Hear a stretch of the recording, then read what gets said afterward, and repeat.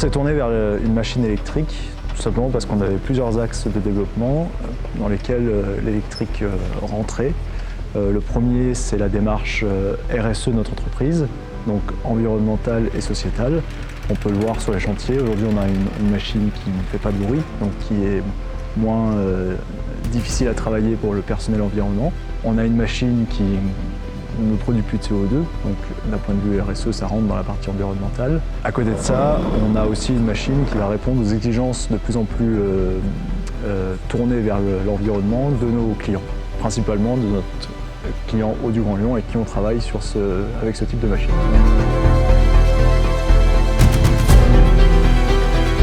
Je m'appelle Jérôme Bouchard, je suis directeur d'agence de la société Pétavie. La société Pétavie, c'est une société qui est spécialisée dans les métiers de la canalisation, plus particulièrement l'eau potable, l'assainissement et le chauffage urbain. Alors, depuis l'acquisition de cette machine, on a eu des retours d'expérience qui sont plutôt bons, puisqu'on a aujourd'hui un chef d'équipe qui est dédié à l'utilisation de cette machine, qui s'est pris au jeu de la recharger tous les soirs, de la débrancher le matin, d'en prendre soin. Même si au début, en effet, il était plutôt réfractaire à l'utilisation et au changement d'une machine qu'il avait en thermique avant. Le sujet de l'autonomie sur la machine a été une grande question. On nous a expliqué qu'elle avait 5 heures d'autonomie, donc on l'a testée pour voir. Et aujourd'hui, on s'est rendu compte qu'on n'a jamais réussi à vider le réservoir en une journée, à vider la batterie en une journée. Ce qu'on retrouve quand on récupère la pelle avec un quart du réservoir.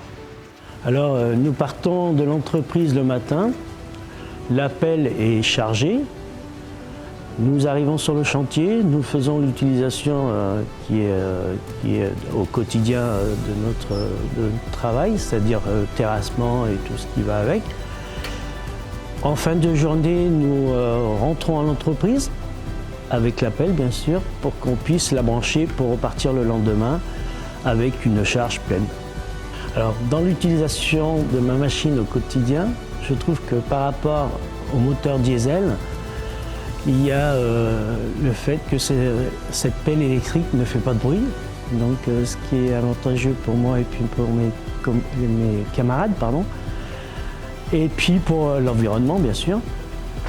L'avantage aussi qu'il y a, c'est que par rapport à une pelle thermique, c'est qu'on n'ait pas besoin de faire le plein de gasoil.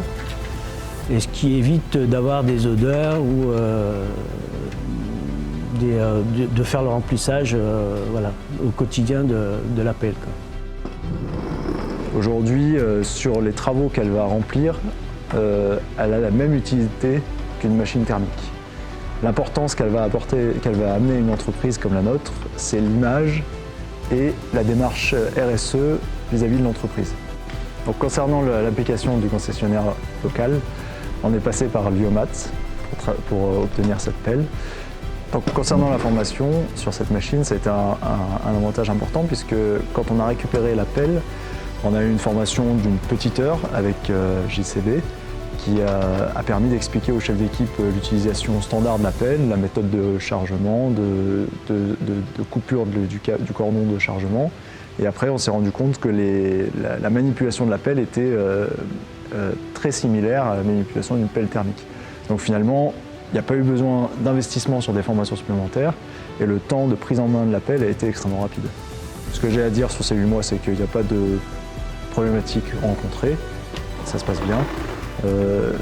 Et je pense qu'au niveau des entretiens, on est peut-être moins élevé que ce qu'on peut constater sur du thermique, parce qu'il y a moins de problèmes de fluide liés au réservoir, il y a moins de problèmes d'odeur ou de saleté liés au pot d'échappement.